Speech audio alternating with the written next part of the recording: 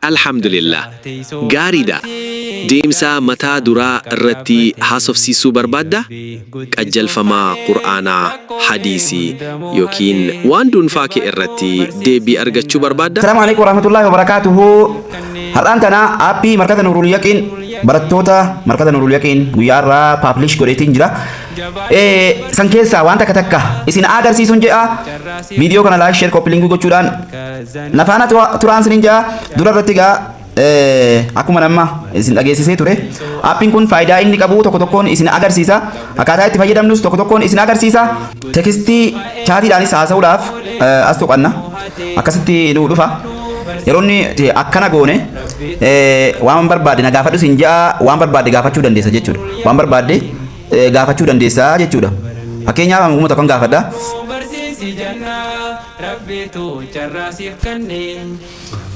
Daqiiqaa muraasa ni tura. Akkasitti naa fidee jira jechuudha. Waan inni ta'e naa fidee jira. Wama barbaade yoo gaafatte tolchee bareechee si deebisuu danda'a jechuudha. Aappii kana inshaallah.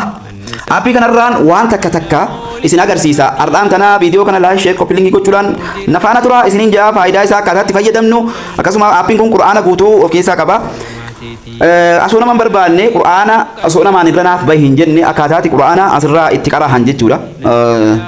Dhaggeeffachiisuu qofaaf kan usaata bira dhaqan. Qo'annaadhaaf asuma irratti aappii kana irratti akkaataatti qo'atan isin agarsiisa. Nafaana tura isiniin jedha. Aappii kana keessa gadi seennu akkasitti fuulli firoontiin isaa nuuf dhufa.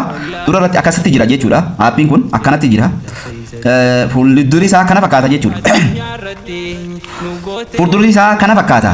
Aappii kana bakka kanaan seennee haa ilaallu amma. Bakka sarara sadiin kana tuqanna. Yeroo nuti akkasitti tuqanne kanan nuu dhufa jechuudha. Akkasitti nuu baha. Afaan English, Arabic, afaan Oromootu jira. Isa sana afaan Ingiliffaarra kaa'achuudhaaf bakkuma irra jiru kanarra kaa'annaa jechuudha kunuun.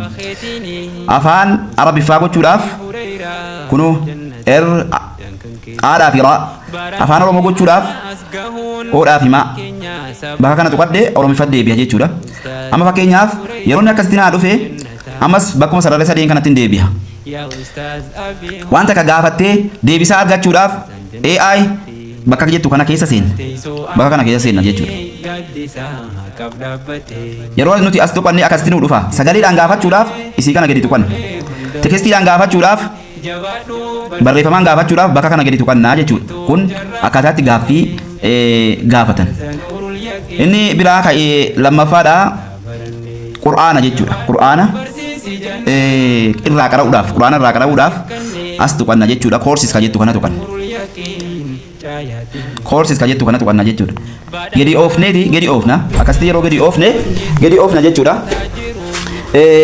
Reading Qur'anic and Arabic ka jettu kana jechuudha. Ergaas dhufne Open Qur'an Reader ka jettu kana tuqanna. Yeroo nuti Qur'aana irra kanatti yeroo tokko gadi tuqanne akkasitti nuuf baha. Amma Qur'aanni kun musahafa kafeetu jira jechuudha. Amma musahafa tokko ittiin bane sagaleedhaan dubbisiisuuf immoo yeroo nuti bakka listiin ka jettu kana tuqannu bakka kana yeroo tuqannu akkasitti nuuf baha jechuudha. Gubbaa kana irratti qaari'een akkasitti nuuf baha bakka kanatti jechuudha. Tuqnee qaraasifna jechuudha. Amma bakka feen Alhamdulillahi Rabbil Aalamiin. Irra deebisuun amma fakkeenyaaf isumatti deebiftan aayatuma sana tuqxa jechuudha. Aayata qaraasuu qara'uu qofa feete san tuquu dandeessa. Qaari'ee jijjiiruudhaaf immoo qaari'ee kana jijjiiruudhaaf isuma kana tuqatta jechuudha. Isuma kana gadi tuqatta bakkuma kana gadi tuqatta. Nama qara'u jiru kana jijjiiruudhaaf jechuudha. Akkasitti qaari'oonni hedduun si dhufu. Qaari'een hedduun akkasitti si dhufu jechuudha. Qaari'oota hedduutu jiru.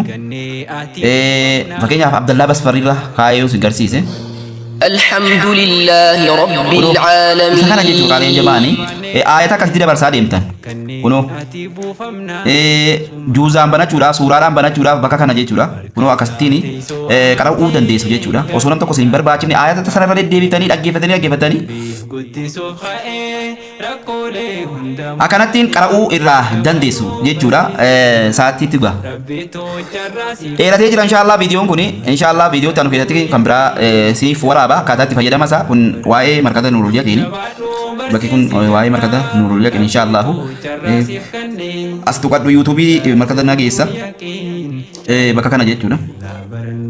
As tuqadhu yuutuubii markadaana keessa as tuqadhu tiiktokiidha bakka kana tuqadhu immoo waastaappi bakka kana tuqadhu feesbuuk bakka hundaayyuu nageessuu danda'a jechuudha.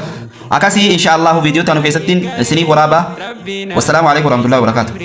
وعليكم السلام ورحمة الله. خلينا سنسر قارو في لت قرآنا تجويدا حديثا سيرا يمكن وعي إسلام ما كبيرا كنبانو